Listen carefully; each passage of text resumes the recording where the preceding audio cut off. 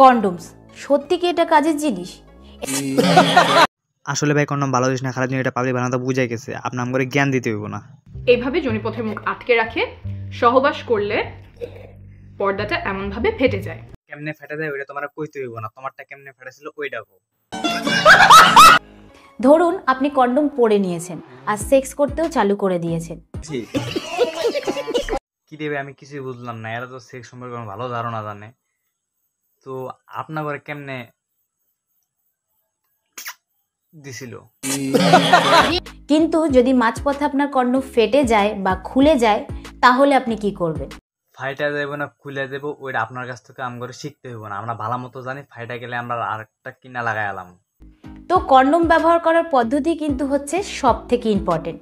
তাই এই ভিডিওর মাধ্যমে আজকে আমি আপনাকে সম্পূর্ণ ডেমো দেখাবো যে কন্ডোম ব্যবহার করার সঠিক পদ্ধতি। এরাই পৃথিবীর একমাত্র কাপল যারা কিনা বাচ্চা নেয়া থেকে শুরু করে বাচ্চা ডেলিভারি করা পর্যন্ত প্রত্যেকটা বিষয় আমাদেরকে একদম প্র্যাকটিক্যালি ভিডিও করে দেখিয়েছে। তাহলে তোমরা এখন অন্য কিছু দেখাইতে পারো যেটা দেখলে আমাদের শরীরের মধ্যে একটা জোশ চলে আসবে।